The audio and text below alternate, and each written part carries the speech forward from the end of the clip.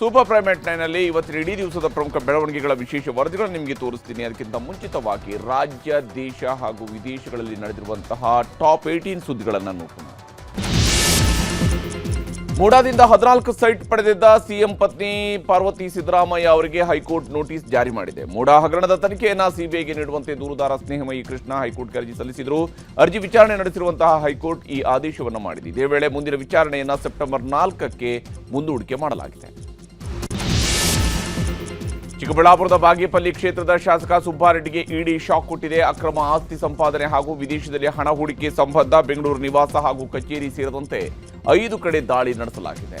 ಸುಬ್ಬಾರೆಡ್ಡಿ ಅವರ ಬಿಸಿನೆಸ್ ಪಾರ್ಟ್ನರ್ಗಳ ಮೇಲೂ ಕೂಡ ಇಡಿ ದಾಳಿ ಮಾಡಿ ಪರಿಶೀಲನೆ ನಡೆಸಿದೆ. ಸುಬ್ಬಾರೆಡ್ಡಿ ಮನೆ ಮೇಲೆ ಇಡಿ ರೇಡ್ ಖಂಡಿಸಿ ಚಿಕ್ಕಬಳ್ಳಾಪುರದ ಗುಡಿಬಂಡೆಯಲ್ಲಿ ಕಾಂಗ್ರೆಸ್ ಕಾರ್ಯಕರ್ತರು ಪ್ರತಿಭಟನೆ ನಡೆಸಿದರು.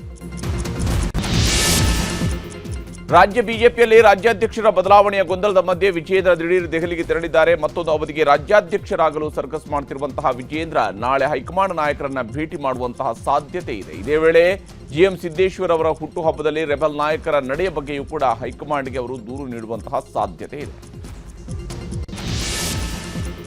ಚಿತ್ರದುರ್ಗದ ರೇಣುಕಾಸ್ವಾಮಿ ಕೊಲೆ ಕೇಸ್ ಸಂಬಂಧ ಇಂದು ಕೊಲೆ ಆರೋಪಿ ನಟ ದರ್ಶನ್ ಕೋರ್ಟ್ಗೆ ಹಾಜರಾಗಿದ್ರು. ಆದರೆ ಪವಿತ್ರ ಗೌಡ ಸೇರಿದಂತೆ ಹಲವು ಆರೋಪಿಗಳು ಗೈರಾಗಿದ್ದಕ್ಕೆ ಜಡ್ಜ್ ಗರಂ ಆದರು.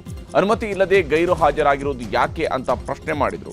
ಇನ್ನು ಆಗಸ್ಟ್ 12ಕ್ಕೆ ಎಲ್ಲ ಆರೋಪಿಗಳು ಹಾಜರಾಗುವಂತೆ ಆದೇಶವನ್ನ ನೀಡಿದರು. ಈ ಮಧ್ಯೆ ಪವಿತ್ರ ಗೌಡ ಜುಲೈ 10ರಿಂದ 30ರವರೆಗೆ ಹಾಗೂ ಆಗಸ್ಟ್ 5ರಿಂದ 17ರವರೆಗೆ ವಿದೇಶಕ್ಕೆ ತೆರಳುವುದಕ್ಕೆ ಅವಕಾಶ ನೀಡುವಂತೆ ಅರ್ಜಿ ಸಲ್ಲಿಸಿದ್ದಾರೆ. ತೆಲುಗು ಸ್ಟಾರ್ಗಳಿಗೆ ಬೆಟ್ಟಿಂಗ್ ಆಪ್ ಸ್ಕ್ಯಾಮ್ ಬೆಂಬಿಡದೆ ಕಾಡ್ತಾ ಇದೆ. ಬೆಟ್ಟಿಂಗ್ ಆಪ್ ಮೂಲಕ ಹಣ ಅಕ್ರಮ ವರ್ಗಾವಣೆ ಪ್ರಕರಣದಲ್ಲಿ ತೆಲುಗು ನಟರಾದ ವಿಜಯ್ ದೇವರಕೊಂಡ, ರಾಣಾ ದಗ್ಗುಬಾಟಿ, ಪ್ರಕಾಶ್ ರಾಜ್, ಪ್ರಣೀತಾ, ಸುಭಾಷ್ ಸೇರಿ 29 ಮಂದಿ ವಿರುದ್ಧ ಇಡಿ ಪ್ರಕರಣ ದಾಖಲಿಸಿದೆ. ನಟ ನಟಿಯರ ಜೊತೆಗೆ ಯೂಟ್ಯೂಬರ್ಗಳ ವಿರುದ್ಧವೂ ಇಡಿ ಎಫ್ಐಆರ್ ಹಾಕಿದೆ. ತಮ್ಮದೇ ಪಕ್ಷವನ್ನ ಪದೇ ಪದೇ ಟೀಕಿಸ್ತಾ ಇರುವ ಕಾಂಗ್ರೆಸ್ ಸಂಸದ ಶಶಿ ತರೂರ್ ಮತ್ತೊಂದು ಟೀಕೆಯ ಮೂಲಕವಾಗಿ ಕಾಂಗ್ರೆಸ್ನ ಕೆಂಗಣ್ಣಿಗೆ ಗುರಿಯಾಗಿದ್ದಾರೆ. ಶಶಿ ತರೂರ್ ಲೇಖನವೊಂದರಲ್ಲಿ ತುರ್ತು ಪರಿಸ್ಥಿತಿಯನ್ನ ಕರಾಳ ಅಧ್ಯಾಯ ಅಂತ ಹೇಳಿದ್ದಾರೆ. ಈ ಮೂಲಕ ಸ್ವಪಕ್ಷ ವಿರುದ್ಧವೇ ಶಶಿ ತರೂರ್ ವಾಗ್ದಾಳಿ ಮಾಡಿದ್ದಾರೆ. ಇದಕ್ಕೆ ಟಾಂಗ್ ಕೊಟ್ಟಿರುವ ಕಾಂಗ್ರೆಸ್ ಸಂಸದ ಮಾಣಿಕಂ ಠಾಗೋರ್ ಪಕ್ಷಿ ಗಿಳಿಯಾಗಲು ಪ್ರಯತ್ನಿಸ್ತಾ ಇದೆಯಾ ಅಂತ ಲೇವಡಿ ಮಾಡಿದ್ದಾರೆ. ಬೀದಿ ನಾಯಿಗಳ ದಾಳಿ ತಡೆಯಲು ಬಿಬಿಎಂಪಿ ಮಾಸ್ಟರ್ ಪ್ಲಾನ್ ಮಾಡಿದೆ. ಇದಕ್ಕಾಗಿ ಬೀದಿ ನಾಯಿಗಳಿಗೆ ಬಾಡೂಟದ ಭಾಗ್ಯವನ್ನು ಕರುಣಿಸ್ತಾ ಇದೆ. ಈ ಮೂಲಕ ದೇಶದಲ್ಲಿ ಮೊದಲ ಬಾರಿಗೆ ಬೀದಿ ನಾಯಿಗಳಿಗೆ ದಿನನಿತ್ಯ ಊಟ ಹಾಕೋದಕ್ಕೆ ಬಿಬಿಎಂಪಿ ಮುಂದಾಗಿದೆ. ಚಿಕನ್, ಎಗ್ ರೈಸ್ ಸೇರಿದಂತೆ ಇನ್ನಿತರ ಊಟಕ್ಕೆ ಪಾಲಿಕೆ 8 ವಲಯಗಳಲ್ಲಿ 2.80 ಕೋಟಿ ರೂಪಾಯಿಯ ಟೆಂಡರ್ ಕರೆದಿದೆ. ತಮಿಳುನಾಡಿನ ಕೊಯಮತ್ತೂರಿನಲ್ಲಿ 1998ರಲ್ಲಿ ನಡೆದಂತಹ ಬಾಂಬ್ ಸ್ಫೋಟ ಪ್ರಕರಣದ ಪ್ರಮುಖ ಆರೋಪಿಯನ್ನ ತಮಿಳುನಾಡಿನ ಎಟಿಎಸ್ ವಿಜಯಪುರದಲ್ಲಿ ಬಂಧಿಸಿದೆ. ಬರೋಬ್ಬರಿ 26 ವರ್ಷಗಳ ಬಳಿಕ ಆರೋಪಿ ಸಿದ್ದಿಕಿ ಅಲಿಯಾಸ್ ಟೈಲರ್ ರಾಜಾನನ್ನ ಅರೆಸ್ಟ್ ಮಾಡಲಾಗಿದೆ. ಬಂಧಿತ ಟೈಲರ್ ರಾಜಾನನ್ನ ಕೋರ್ಟ್ಗೆ ಹಾಜರುಪಡಿಸಲಾಗಿತ್ತು. ಕೋರ್ಟ್ ಜುಲೈ 14ರವರೆಗೆ ನ್ಯಾಯಾಂಗ ಬಂಧನ ವಿಧಿಸಿದೆ. ಇನ್ನು 1998ರಲ್ಲಿ ಬಾಂಬ್ ದಾಳಿಯಲ್ಲಿ 58 ಜನ ಸಾವಿಗೀಡಾಗಿದ್ದರು. ಗುಜರಾತ್ನ ವಡೋದರಾದಲ್ಲಿ ಸಂಭವಿಸಿದ ಸೇತುವೆ ದುರಂತದಲ್ಲಿ ಸಾವಿನ ಸಂಖ್ಯೆ 15ಕ್ಕೆ ಏರಿಕೆಯಾಗಿದೆ. ಸೇತುವೆ ಕುಸಿದು ಬಿದ್ದ ಸ್ಥಳದಲ್ಲಿ ಇಂದು 12 ಶವಗಳು ಸಿಕ್ಕಿವೆ. ಸದ್ಯ ಮಹಿಸಾಗರ್ ನದಿಯಲ್ಲಿ ಈಗಲೂ ಕಾರ್ಯಾಚರಣೆ ನಡೀತಾ ಇದೆ. ಗಾಯಾಳುಗಳಿಗೆ ಆಸ್ಪತ್ರೆಗಳಲ್ಲಿ ಚಿಕಿತ್ಸೆಯನ್ನು ನೀಡಲಾಗ್ತಾ ಇದೆ. ಉತ್ತರ ಪ್ರದೇಶದ ಬಲರಾಂಪುರದಲ್ಲಿ ಅಕ್ರಮ ಮತಾಂತರ ದಂಧೆಯ ಸೂತ್ರಧಾರ ಜಲಾಲುದ್ದೀನ್ ಅಲಿಯಾಸ್ ಚಾಂಗೂರ್ ಬಾಬಾ ಈತ ಅತಿಕ್ರಮಿಸಿಕೊಂಡಿದ್ದಂತಹ ಸರ್ಕಾರಿ ಜಮೀನನ್ನ ಇಂದು ಕೂಡ ತೆರವು ಮಾಡಲಾಯಿತು. ಒಂದು ಕಾಲದಲ್ಲಿ ಬೀದಿಗಳಲ್ಲಿ ಉಂಗುರ ಮಾರಾಟ ಮಾಡ್ತಾ ಇದ್ದಂತಹ ಬಾಬಾ ಇವತ್ತು ಕೋಟಿಗಟ್ಟಲೆ ಆಸ್ತಿಯ ಮಾಲೀಕನಾಗಿದ್ದಾನೆ. ಈ ಬಾಬಾ ಉತ್ತರ ಪ್ರದೇಶ ಅಲ್ಲದೆ ನೇಪಾಳದಲ್ಲೂ ಕೂಡ ಮತಾಂತರ ಮಾಡಿದ್ದಾನಂತೆ. ಈ ಚಂಗೂರ್ ಬಾಬಾಗೆ ದುಬೈ ಲಿಂಕ್ ಇದ್ದು 40 ಬ್ಯಾಂಕ್ ಅಕೌಂಟ್ ಹೊಂದಿದ್ದಾನಂತೆ. ಗಣೇಶ ಹಬ್ಬವನ್ನ ಮಹಾರಾಷ್ಟ್ರದಲ್ಲಿ ಅದ್ದೂರಿಯಾಗಿ ಆಚರಣೆ ಮಾಡಲಾಗುತ್ತೆ. ಹೀಗಾಗಿ ಮಹಾರಾಷ್ಟ್ರದಲ್ಲಿ ಗಣೇಶೋತ್ಸವವನ್ನು ನಾಡಹಬ್ಬವಾಗಿ ಆಚರಿಸಲು ಮಹಾರಾಷ್ಟ್ರ ಸರ್ಕಾರ ತೀರ್ಮಾನಿಸಿದೆ. ಸಿಎಂ ದೇವೇಂದ್ರ ಫಡ್ನವೀಸ್ ನೇತೃತ್ವದಲ್ಲಿ ನಡೆದ ಸಂಪುಟ ಸಭೆಯಲ್ಲಿ ಈ ಬಗ್ಗೆ ನಿರ್ಣಯ ಕೈಗೊಳ್ಳಲಾಗಿದೆ.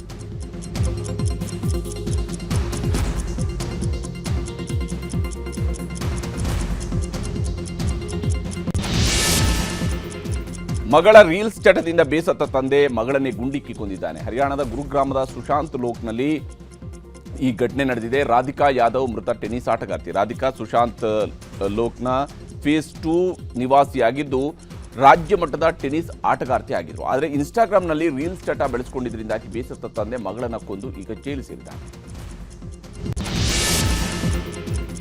ಉತ್ತರ ಭಾರತದಲ್ಲಿ ಮತ್ತೆ ಮಳೆ ಮುಂದುವರೆದಿದೆ.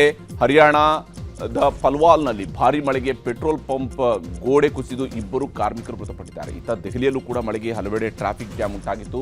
ಗುರುಗ್ರಾಮದ ಪ್ರವಾಹದ ದೃಶ್ಯ ಡ್ರೋನ್ ಕ್ಯಾಮೆರಾದಲ್ಲಿ ಸೆರೆಯಾಗಿದೆ. ರಾಜಸ್ಥಾನದ ಚಿರುವಿನಲ್ಲಿ ಭಾರೀ ಮಳೆಗೆ ಹಲವು ಪ್ರದೇಶಗಳು ಜಲಾವೃತವಾಗಿವೆ. ಮೆಕ್ಸಿಕೋದ ರುಯಿಡೋಸಾದಲ್ಲಿ ಭಾರೀ ಮಳೆಗೆ ಭೀಕರ ಪ್ರವಾಹ ಸೃಷ್ಟಿಯಾಗಿದೆ. ನಗರದ ತುಂಬೆಲ್ಲ ಕೆಸರು ಸಮೇತ ಪ್ರವಾಹದ ನೀರು ಹರಿತಾ ಇದ್ದು, ಪ್ರವಾಹದ ನೀರಿನಲ್ಲಿ ಮನೆಯೇ ಕುಚ್ಚಿಕೊಂಡು ಹೋಗಿದ್ದು, ಜನಜೀವನ ಸಂಪೂರ್ಣ ಅಸ್ತವ್ಯಸ್ತಗೊಂಡಿದೆ. ಕೆನಡಾದ ಸರ್ರೆಯಲ್ಲಿರುವ ಹಾಸ್ಯನಟ ಕಪಿಲ್ ಶರ್ಮಾ ಮಾಲೀಕತ್ವದ ಕೆಫೆ ಮೇಲೆ ಗುಂಡಿನ ದಾಳಿ ನಡೆದಿದೆ. ಕಪಿಲ್ ಶರ್ಮಾ ಇತ್ತೀಚೆಗಷ್ಟೇ ಕಪಿಲ್ ದಿ ಕ್ಯಾಪ್ಸ್ ಕೆಫೆ ಎಂಬ ಹೆಸರಿನ ರೆಸ್ಟೋರೆಂಟ್ ಅನ್ನು ಓಪನ್ ಮಾಡಿದ್ರು. ಇಂದು ಕೆಫೆ ಮೇಲೆ ಖಲಿಸ್ತಾನಿಗಳು ಗುಂಡಿನ ದಾಳಿ ನಡೆಸಿದ್ದಾರೆ. ಸದ್ಯ ಗುಂಡಿನ ದಾಳಿಯಲ್ಲಿ ಯಾವುದೇ ಸಾವು ನೋವು ಸಂಭವಿಸಿಲ್ಲ. ಕೊಲೆ ಪ್ರಕರಣದಲ್ಲಿ ಕೇರಳದ ನರ್ಸ್ ನಿಮಿಷಾ ಪ್ರಿಯಾರನ್ನ ಯೆಮೆನ್ನಲ್ಲಿ ಜುಲೈ 16ರಂದು ಗಲ್ಲಿಗೇರಿಸಲಾಗ್ತಾ ಇದೆ. ನಿಮಿಷಾ ಪ್ರಿಯಾ ಕೇಸ್ ಬಗ್ಗೆ ಭಾರತದಲ್ಲೂ ಸಾಕಷ್ಟು ಚರ್ಚೆ ನಡೆದಿದೆ. ಈ ಮಧ್ಯೆ ನಿಮಿಷಾ ಪ್ರಿಯಾರನ್ನ ರಕ್ಷಿಸಲು ಕೇಂದ್ರಕ್ಕೆ ನಿರ್ದೇಶನ ನೀಡಬೇಕೆಂದು ಕೋರಿ ಸಲ್ಲಿಸಲಾದ ಅರ್ಜಿಯನ್ನು ವಿಚಾರಣೆ ನಡೆಸಲು ಸುಪ್ರೀಂ ಕೋರ್ಟ್ ಒಪ್ಪಿಗೆ ನೀಡಿದೆ. ಜುಲೈ 14ರಂದು ಈ ಬಗ್ಗೆ ಸುಪ್ರೀಂ ಕೋರ್ಟ್ನಲ್ಲಿ ವಿಚಾರಣೆ ನಡೆಯಲಿದೆ.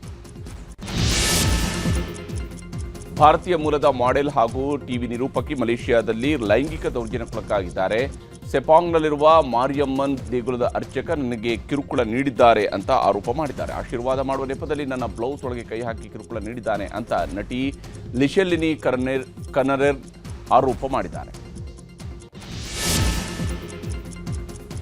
ಉಕ್ರೇನ್ ಮೇಲೆ ರಷ್ಯಾ ಮತ್ತೆ ಭೀಕರ ವಾಯುದಾಳಿಯನ್ನು ನಡೆಸಿದೆ. ಉಕ್ರೇನ್ನ ರಾಜಧಾನಿ ಕೀವ್ ಮೇಲೆ ದಾಳಿಯನ್ನು ನಡೆಸಲಾಗಿದ್ದು, ಇಬ್ಬರು ಮೃತಪಟ್ಟಿದ್ದಾರೆ, 13 ಮಂದಿ ಗಾಯಗೊಂಡಿದ್ದಾರೆ. ಕೀವ್ನ ಅಪಾರ್ಟ್ಮೆಂಟ್ಗಳನ್ನು ಗುರಿಯಾಗಿಸಿ ರಷ್ಯಾ ಡ್ರೋನ್ ಮತ್ತು ಕ್ಷಿಪಣಿಗಳನ್ನು ಹಾರಿಸಿದೆ. ಉಕ್ರೇನ್ಗೆ ಅಮೆರಿಕದಿಂದ ಶಸ್ತ್ರಾಸ್ತ್ರ ಪೂರೈಸಿದ ಬೆನ್ನಲ್ಲೇ ರಷ್ಯಾ ಈ ದಾಳಿಯನ್ನು ನಡೆಸಿದೆ. ಈಗ ಸುದ್ದಿಗಳನ್ನು ವಿವರವಾಗಿ ನೋಡ್ತಾ ಹೋಗೋಣ. ರಾಜ್ಯ ಕಾಂಗ್ರೆಸ್ ಸರ್ಕಾರಕ್ಕೆ 2 ವರ್ಷ ತುಂಬಿತ್ತು.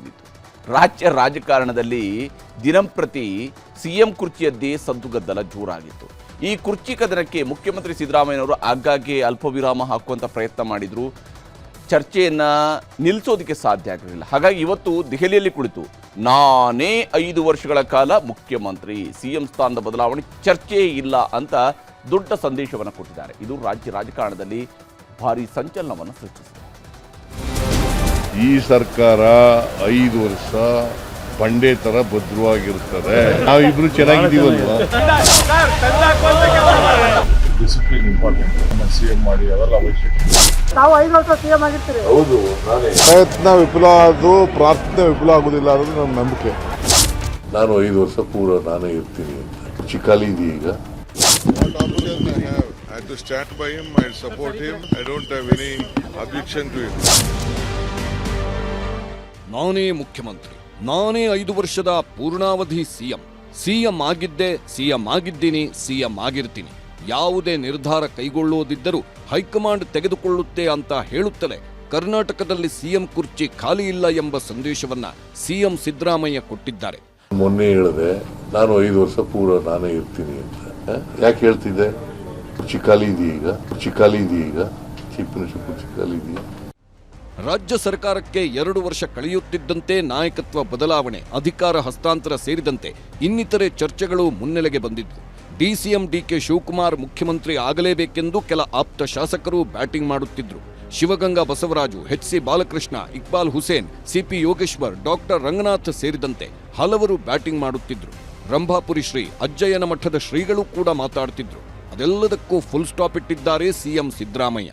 ಹೈಕಮಾಂಡ್ ಅವರು ಏನ್ ಹೇಳಿದ್ದಾರೆ, ಏನ್ ನಾವು ತೀರ್ಮಾನ ತಗೋತೀವಿ ಅದನ್ನು ಇಬ್ರು ಒಪ್ಕೋಬೇಕು ಅಂತ ಹೇಳಿದ್ದಾರೆ. I will remain as a chief minister, I will continue as a chief minister.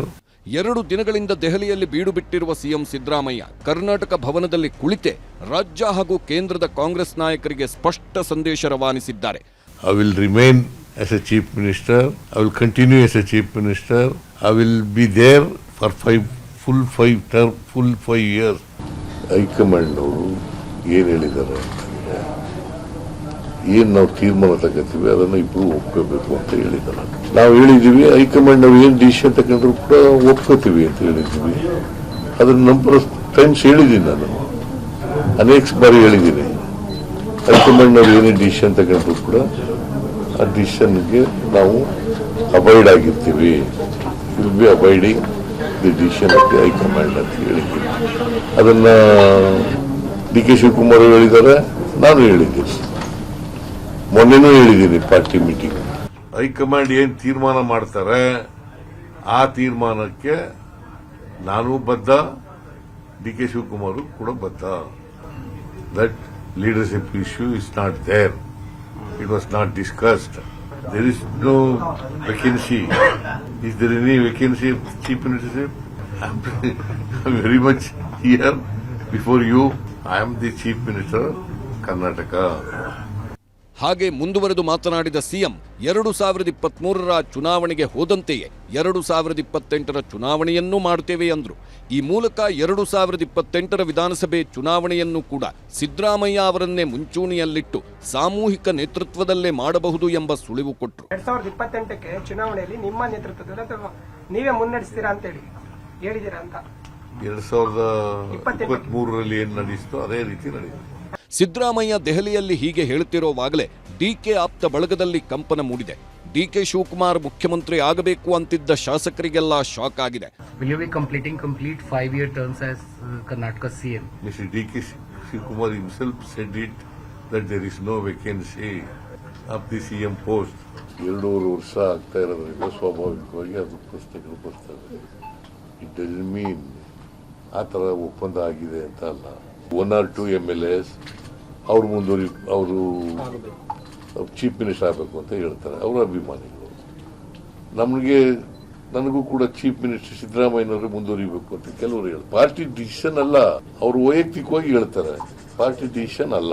Party decision ಏನು ಹೈಕಮಾಂಡ್ ಅವರು ಏನ್ ತಗೋತಾರೆ ಅದಕ್ಕೆ both of us will be abiding. Kharge ಅವರು ಹೇಳಬೇಕು, ರಾಹುಲ್ ಗಾಂಧಿ ಅವರು ಹೇಳಬೇಕು. ಡಿಸಿಎಂ ಅವರು ಮುಖ್ಯಮಂತ್ರಿ ಆಗ್ಬೇಕು ಅನ್ನುವಂತ ನಿರೀಕ್ಷೆಯಲ್ಲಿದ್ದಾರೆ. ಈಗ ಅನಿವಾರ್ಯವಾಗಿ ಅವರು ನಥಿಂಗ್ ರಾಂಗ್. ಅವ್ರು ಮುಖ್ಯಮಂತ್ರಿ ಆಗಬೇಕು ಅಂತ ಆಸೆ ಇಟ್ಕೊಂಡಿದ್ರೆ ನಥಿಂಗ್ ರಾಂಗ್. ಇನ್ನೊಬ್ಬ MLA ಮುಖ್ಯಮಂತ್ರಿ ಆಗಬೇಕು ಅಂತ ಅನ್ಕೊಂಡಿದ್ರೆ ನಥಿಂಗ್ ರಾಂಗ್. ಬಹುಶಃ ಚುನಾವಣೆ ನಂತರದಲ್ಲಿ ಅವರಿಗೆ ಆ ಉನ್ನತ ಸ್ಥಾನ ಲಭ್ಯ ಆಗಬೇಕಾಗಿತ್ತು. ಡಿ.ಕೆ. ಶಿವಕುಮಾರ ಪ್ರೀತಿಯ ಮಗನಾಗಿ ಬೆಳೆದಿರ್ತಕ್ಕಂಥವನಾಗಿದ್ದಾನೆ. ಇದೇ ಬಾರಿ ಆಗಲಿ ಅಂತಕ್ಕಂಥ ಆಶೀರ್ವಾದವನ್ನು ದಯಪಾಲಿಸಿದ್ದೇವೆ. ನಾನು ಸ್ವಾಮೀಜಿಯವರ ಬಗ್ಗೆ ಮಾತಾಡಲ್ಲ. ಪಾರ್ಟಿ ಲೀಡರ್ಶಿಪ್ ಬಗ್ಗೆ ಚರ್ಚೆ ಮಾಡೋದು ಹೈಕಮಾಂಡ್ ಮತ್ತೆ MLA. ಸಂಪುಟ ಪುನರಚನೆ ಸದ್ಯಕ್ಕಿಲ್ಲ. ನಿಗಮ ಮಂಡಳಿಗೆ ಶೀಘ್ರವೇ ನೇಮಕ. ದೆಹಲಿಯಲ್ಲಿರುವ ಸಿಎಂ ಸಿದ್ದರಾಮಯ್ಯ ಮಲ್ಲಿಕಾರ್ಜುನ್ ಖರ್ಗೆ ರಾಹುಲ್ ಗಾಂಧಿ ಭೇಟಿಗೆ ಟೈಮ್ ಕೇಳಿದ್ದಾರೆ. ಆದರೆ ಸಿಗೋ ಲಕ್ಷಣಗಳಿಲ್ಲ. ಈ ಮಧ್ಯೆ ಸಿಎಂ ಸಿದ್ದರಾಮಯ್ಯ ಹಾಗೂ ಡಿಸಿಎಂ ಡಿಕೆಶಿ ಇಬ್ಬರು ರಾಜ್ಯ ಉಸ್ತುವಾರಿ ಸುರ್ಜೇವಾಲಾ ಅವರನ್ನ ಭೇಟಿಯಾಗಿ ನಿಗಮ ಮಂಡಳಿ ಅಧ್ಯಕ್ಷರ ಆಯ್ಕೆ ಬಗ್ಗೆ ಚರ್ಚಿಸಿದ್ರು.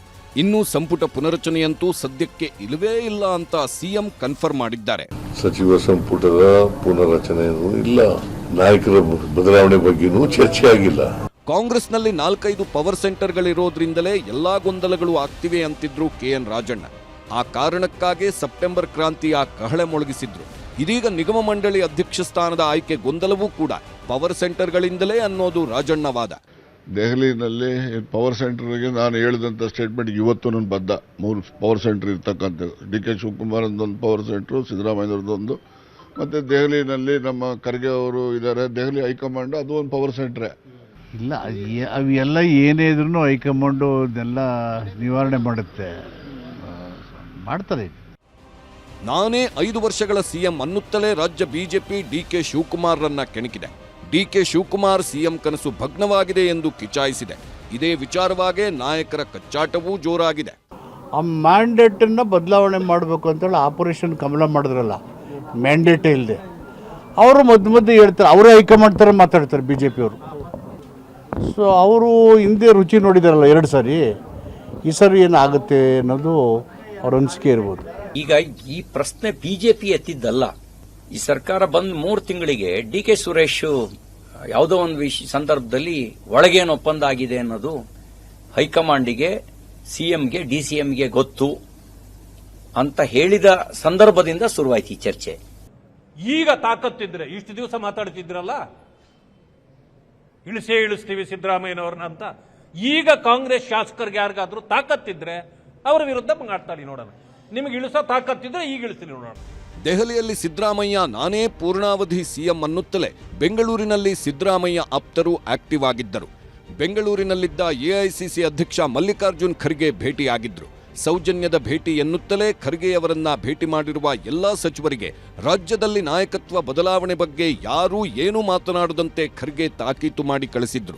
ಬೆಂಗಳೂರು ಬಂದಿದ್ದಾರೆ ಅಂತೇಳಿ ನಾನು ನಿನ್ನೆ ಚೆಕ್ ಮಾಡ್ಕೊಂಡೆ, ಅವ್ರಿಗೆ ಹೊರಡ್ತಾ ಇದ್ದಾರೆ, ಹೊರಡೋಕೆ ಮುಂಚೆ ಭೇಟಿ ಮಾಡಕ್ಕೆ ಬಂದಿದ್ದು. ಭೇಟಿ ನಮ್ಮ ರಾಷ್ಟ್ರೀಯ ಅಧ್ಯಕ್ಷರಿದ್ದಾರೆ, ಬಂದಿದ್ರು.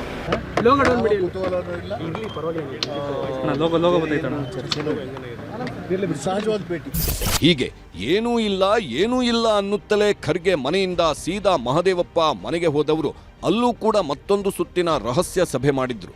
ಸುಮಾರು 25 ನಿಮಿಷಗಳ ಕಾಲ ಕ್ಲೋಸ್ ಡೋರ್ ಮೀಟಿಂಗ್ ನಡೆಯಿತು. ಮಹದೇವಪ್ಪ ಮನೆಯಲ್ಲಿ ಸಭೆ ಆಗ್ತಿರೋವಾಗಲೇ ಸತೀಶ್ ಜಾರಕಿಹೊಳಿ ಮನೆಗೆ ಕಾಂಗ್ರೆಸ್ ಶಾಸಕರು ದೌಡಾಯಿಸಿದ್ರು. ಎಲ್ಲರಲ್ಲೂ ದೆಹಲಿಯಲ್ಲಿ ಏನು ಆಗ್ತಿದೆ ಅನ್ನೋದೇ ಗುಸುಗುಸು. ಇವತ್ತಿಂದ ಇದು ಕ್ಲೋಸ್ ಆಗ್ಬೇಕಂತ ನಮ್ದು ವಿನಂತಿ. 10% ಹೇಳಿದ್ರಲ್ಲ, 10% ಅಂತ ಹೇಳಿಲ್ಲ ಅವಾಗ.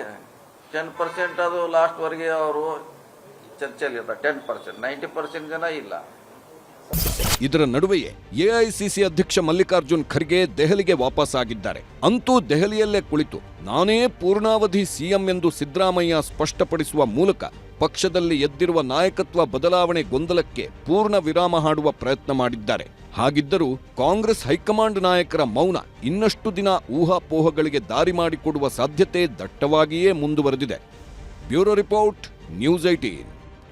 ಹಾಸನದಲ್ಲಿ ನಡೆದಿದ್ದಂತಹ ಸರಣಿ ಹೃದಯಾಘಾತದ ಸಾವುಗಳು ರಾಜ್ಯದಲ್ಲಿ ಆತಂಕವನ್ನು ಸೃಷ್ಟಿ ಮಾಡಿತು. ಈ ಸಾವುಗಳ ಬಗ್ಗೆ ಸರ್ಕಾರ ರಚಿಸಿದ್ದ ತಜ್ಞರ ತಂಡ ಅಧ್ಯಯನ ನಡೆಸಿ ಸರ್ಕಾರಕ್ಕೆ ವರದಿಯನ್ನು ಸಲ್ಲಿಸಿದೆ. ಇದರಲ್ಲಿ ಕೆಲ ಆತಂಕಕಾರಿ ವಿಚಾರಗಳು ಬಯಲಾಗಿವೆ. ಈ ತಜ್ಞರ ವರದಿಯಲ್ಲಿ ಏನಿದೆ, ಏನು ರೆಕಮೆಂಡೇಷನ್ಸ್ ಅನ್ನು ಅವರು ಸರ್ಕಾರಕ್ಕೆ ಮಾಡಿದ್ದಾರೆ ಮತ್ತು ಸರ್ಕಾರ ಏನು ಕ್ರಮಗಳನ್ನು ಮುಂದೆ ಕೈಗೊಳ್ಳಬಹುದು ಅನ್ನೋದ್ರ ಬಗ್ಗೆನ ವರದಿಯನ್ನು ನಿಮಗೆ ತೋರಿಸ್ತೀನಿ.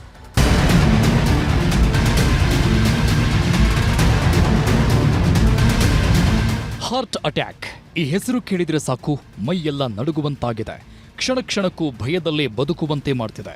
ಹರೆಯದ ವಯಸ್ಸಿನವರೇ ನಿಂತಲ್ಲೇ ಕೂತಲ್ಲೇ ಕುಸಿದು ಸಾವಿನ ಕದ ತಡ್ತಿದ್ದಾರೆ. ಹಾಸನದಲ್ಲಿ ಎದ್ದ ಹೃದಯದ ಜ್ವಾಲೆ ಜಿಲ್ಲೆಯಲ್ಲೂ ಆತಂಕ. ಪಾಠ ಕೇಳ್ತಿರೋ ಮಕ್ಕಳ ಕೂಗನ್ನೂ ಕೇಳ್ತಿಲ್ಲ. ಹಸೆಮಣೆ ಏರಿದ ಸಂಭ್ರಮದಲ್ಲಿದ್ದವರನ್ನೂ ಬಿಡ್ತಿಲ್ಲ. ಸಣ್ಣ ಸುಳಿವನ್ನೂ ಕೊಡದೆ ಹೃದಯಕ್ಕೆ ಬಲೆ ಹಾಕಿ ಉಸಿರು ನಿಲ್ಲಿಸ್ತಿದೆ. ಇದರ ಮಧ್ಯೆ ಹಾಸನದಲ್ಲಿ ಎದ್ದಿರೋ ಹಾರ್ಟ್ ಸುನಾಮಿಗೆ ಕಾರಣ ಏನು ಅನ್ನೋ ನಿಗೂಢ ರಹಸ್ಯ ಎಲ್ಲರನ್ನೂ ಕಾಡುವಂತೆ ಮಾಡಿತ್ತು. ಸದ್ಯ ಆ ಎಲ್ಲ ರಹಸ್ಯವೂ ಹೊರಬಿದ್ದಿದೆ.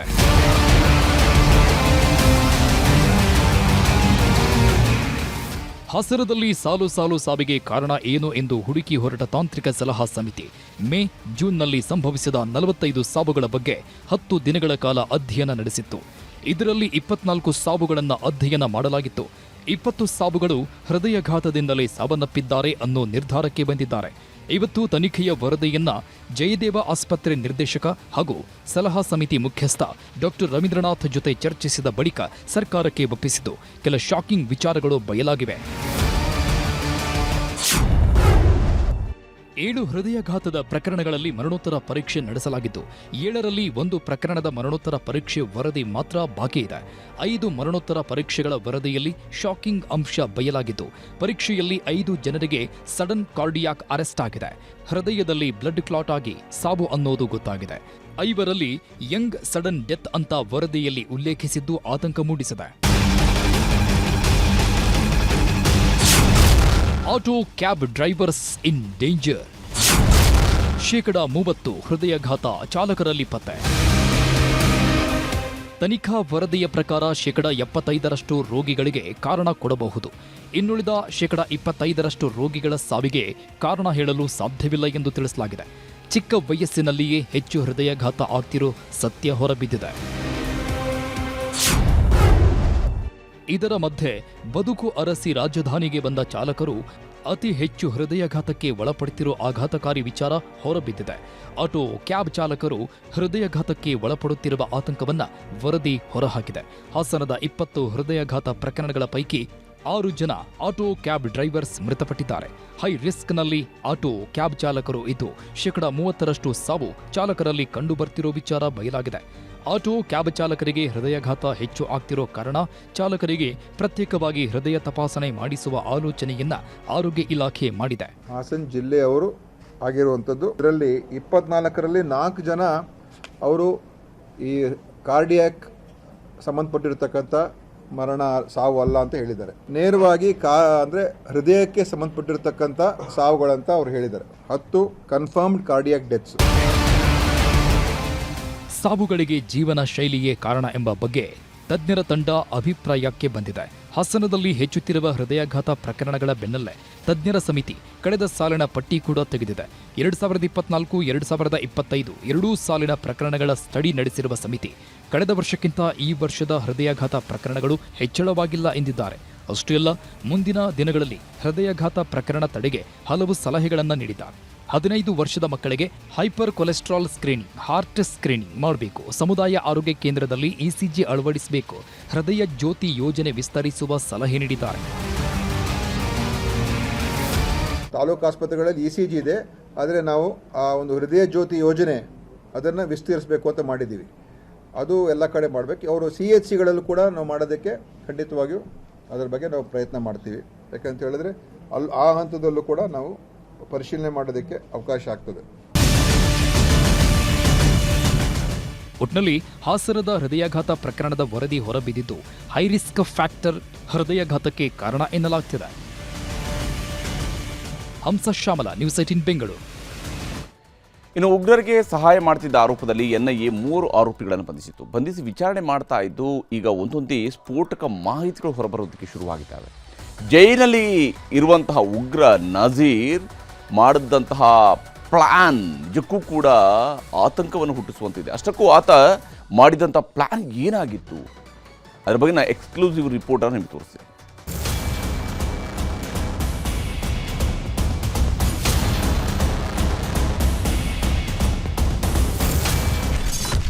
ಗ್ರೆನೇಡ್ ಸ್ಫೋಟಿಸಿ ಎಸ್ಕೇಪ್ ಪ್ಲಾನ್ ಮಾಡಿದ್ದ ನಜೀರ್.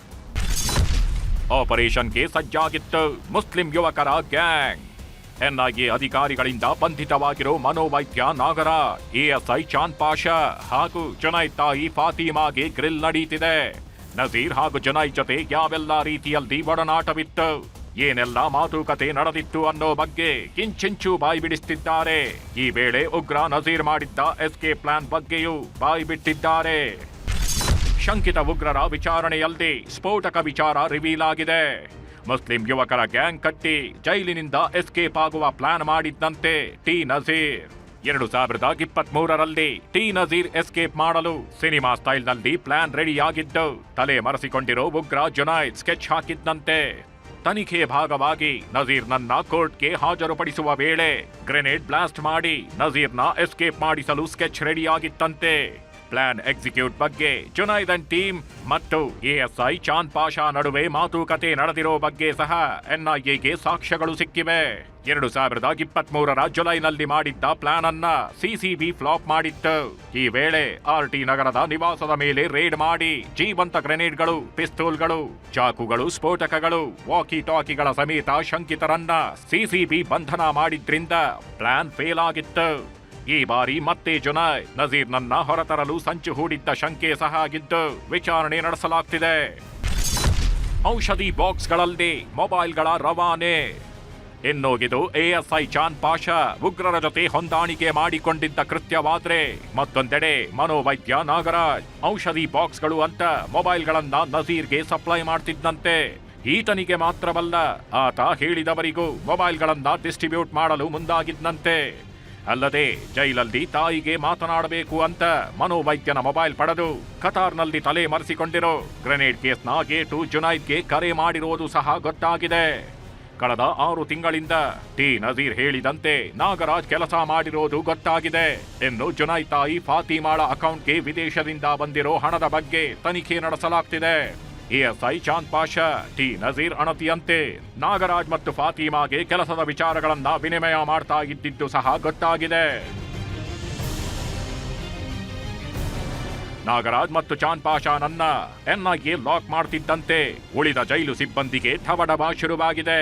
ಹೈ ಸೆಕ್ಯೂರಿಟಿ ಸೆಲ್ಗೆ ಮೊಬೈಲ್ ಹೇಗೆ ರವಾನೆಯಾಗ್ತಿತ್ತು, ಬೇರೆ ಸಿಬ್ಬಂದಿ ಪಾತ್ರ ಹಾಗೂ ಇತರ ಉಗ್ರರಿಗೆ ನೆರವು ನೀಡಲಾಗ್ತಿದ್ಯಾ ಅಂತ NIA ತನಿಖೆ ಇಳಿದಿದೆ. ಇವತ್ತು 3 ಆರೋಪಿಗಳ ಮೊಬೈಲ್ಗಳನ್ನ FSLಗೆ ಕಳುಹಿಸಲಾಗಿದೆ. ಇದರ ವರದಿ ಬಂದ ಬಳಿಕ ಮತ್ತಷ್ಟು ಮಾಹಿತಿಗಳು ಹೊರಬೀಳಲಿವೆ. ಒಟ್ನಲ್ಲಿ ಎನ್ಐಎ ಇನ್ವೆಸ್ಟಿಗೇಷನ್ ಕುಣಿಕೆ ಬಿಗಿ ಮಾಡ್ತಿದ್ದು ಉಗ್ರನ ಜೊತೆಗಿನ ಸಂಬಂಧಗಳನ್ನ ಹೊರಗೆ ತೆಗೆಯುತ್ತಿದೆ. ಇನ್ನು 4 ದಿನಗಳ ಕಸ್ಟಡಿ ಅವಧಿ ಇದ್ದು ವಿಚಾರಣೆ ಭರದಿಂದ ನಡೆಯುತ್ತಿದೆ. ವಿಚಾರಣೆ ಬಳಿಕ ಇನ್ನು ಏನೆಲ್ಲ ಸ್ಫೋಟಕ ವಿಚಾರಗಳು ಹೊರಬರುತ್ತೆ ಅನ್ನೋದನ್ನ ಕಾದು ನೋಡಬೇಕಾಗಿದೆ. Manjunath N, crime bureau, news 18 Bengaluru. ಈ ವರ್ಷದ ಕೊನೆಯಲ್ಲಿ ಬಿಹಾರದ ಎಲೆಕ್ಷನ್ ನಡೀತಾ ಇದೆ. ಇದರ ಸುತ್ತಲೂ ಈಗಾಗಲೇ ದೊಡ್ಡ ಮಟ್ಟದಲ್ಲಿ ರಾಷ್ಟ್ರ ರಾಜಕಾರಣದಲ್ಲಿ ದೊಡ್ಡ ಸದ್ದು ಕೂಡ ಆಗ್ತಾ ಇರುವಂಥದ್ದು. ಈ ನಿಟ್ಟಿನಲ್ಲಿ ಕೇಂದ್ರ ಚುನಾವಣಾ ಆಯೋಗ ಎಲೆಕ್ಷನ್ಗೆ ಮುಂಚಿತವಾಗಿ ಮತಪಟ್ಟಿಯ ಕುರಿತಾದಂತಹ ವಿಶೇಷ ಪರಿಷ್ಕರಣೆಯನ್ನು ಮಾಡ್ತಾ ಇರುವಂಥದ್ದು. ಇದು ವಿಪಕ್ಷಗಳ ಟೀಕೆಗೆ ಗುರಿಯಾಗಿತ್ತು. ದೊಡ್ಡ ಹೋರಾಟವನ್ನು ಕೂಡ ವಿರೋಧ ಪಕ್ಷಗಳವರು ಮಾಡ್ತಾ ಇದ್ರು. ಈಗ ಈ ವಿವಾದಕ್ಕೆ ಸುಪ್ರೀಂ ಕೋರ್ಟ್ ತಾತ್ಕಾಲಿಕ ಬ್ರೇಕ್ ಹಾಕಿದೆ.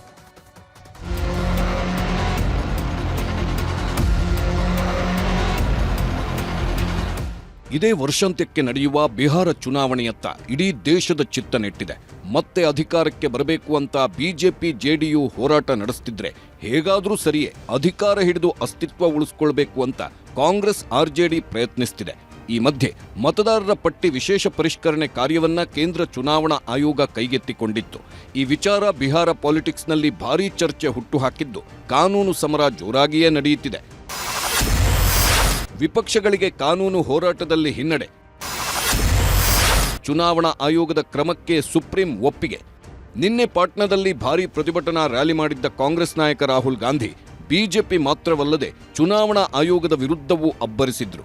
ಯಾವುದೇ ಕಾರಣಕ್ಕೂ ಮತಪಟ್ಟಿ ಪರಿಷ್ಕರಣೆಗೆ ಅವಕಾಶವಿಲ್ಲ, ಮಹಾರಾಷ್ಟ್ರದಲ್ಲಿ ಆದಂತೆ ಬಿಹಾರದಲ್ಲಿ ಚುನಾವಣಾ ಅಕ್ರಮ ನಡೆಯಲು ಬಿಡಲ್ಲ ಅಂತ ಆಕ್ರೋಶ ಹೊರಹಾಕಿದ್ರು. ಚುನಾವಣೆ ಹೊಸ್ತಿಲಲ್ಲಿ ಚುನಾವಣಾ ಪಟ್ಟಿ ಪರಿಷ್ಕರಣೆಗೆ ಆಕ್ಷೇಪ ವ್ಯಕ್ತಪಡಿಸಿದ್ದ ವಿಪಕ್ಷಗಳು ಸುಪ್ರೀಂ ಮೆಟ್ಟಿಲೇರಿದ್ದವು. ಕಾಂಗ್ರೆಸ್ನ ಕೆಸಿ ವೇಣುಗೋಪಾಲ್, ಎನ್ಸಿಪಿ ನಾಯಕಿ ಸುಪ್ರಿಯಾ ಸುಳೆ, ಟಿಎಂಸಿ ಸಂಸದೆ ಮಹುವಾ ಮೊಯಿತ್ರಾ ಸೇರಿದಂತೆ ಅನೇಕರು ಆಯೋಗದ ಕ್ರಮವನ್ನು ಪ್ರಶ್ನಿಸಿ ಸುಪ್ರೀಂಗೆ ಅರ್ಜಿ ಸಲ್ಲಿಸಿದ್ರು. ಅದರಂತೆ ಅರ್ಜಿ ವಿಚಾರಣೆ ನಡೆಸಿದ ಸುಪ್ರೀಂ ಕೋರ್ಟ್ನ ನ್ಯಾಯಮೂರ್ತಿಗಳಾದ ಸುಧಾಂಶು ಧುಲಿಯಾ ಮತ್ತು ಜೋಯ್ಮಲ್ಯ ಬಾಗ್ಚಿ ಅವರಿದ್ದ ಪೀಠ ಮತದಾರರ ಪಟ್ಟಿ ಪರಿಷ್ಕರಣೆ ಪ್ರಕ್ರಿಯೆ ಮುಂದುವರಿಸುವಂತೆ ಆಯೋಗಕ್ಕೆ ಅನುಮತಿ ನೀಡಿದೆ.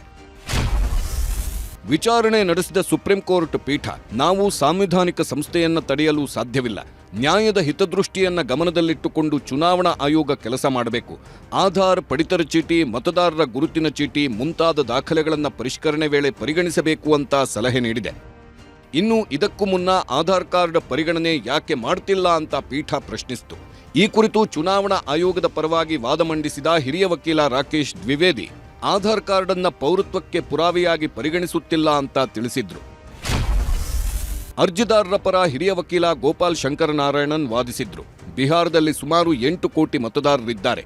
ಪಟ್ಟಿ ಪರಿಷ್ಕರಣೆಗೆ ಜನತಾ ಪ್ರಾತಿನಿಧ್ಯ ಕಾಯ್ದೆಯಡಿ ಅನುಮತಿ ನೀಡಬಹುದಿತ್ತು ಅಂತ ಅಭಿಪ್ರಾಯಪಟ್ಟರು. ಇದು ಸಂವಿಧಾನದ 14, 21, 325 ಮತ್ತು 326ನೇ ವಿಧಿಗಳ ಉಲ್ಲಂಘನೆಯಾಗಿದೆ. 1950ರ ಜನಪ್ರಾತಿನಿಧ್ಯ ಕಾಯ್ದೆ ಮತ್ತು 1960ರ ಮತದಾರರ ನೋಂದಣಿ ನಿಯಮಗಳ ನಿಯಮ 21A ನಿಬಂಧನೆಯನ್ನ ಉಲ್ಲಂಘಿಸುತ್ತದೆ ಎಂದು ವಾದಿಸಿದ್ರು. It was a very important day in the Supreme Court today because Supreme Court has kind of put brakes on the disenfranchisement exercise that was happening. We did not ask for a stay order. Supreme Court did not give a stay order because that was not required at all. What was said was that in the current exercise there is a serious danger of disenfranchisement. ವಾದ ಪ್ರತಿವಾದ ಆಲಿಸಿದ supreme court ವಿಚಾರಣೆಯನ್ನ July 28ರಂದು ನಿಗದಿಪಡಿಸಿದೆ. ಅಲ್ಲದೆ 1 ವಾರದೊಳಗೆ affidavit ಸಲ್ಲಿಸುವಂತೆ ಚುನಾವಣಾ ಆಯೋಗಕ್ಕೂ ನ್ಯಾಯಪೀಠ ಸೂಚಿಸಿತು. Bureau report, news 18.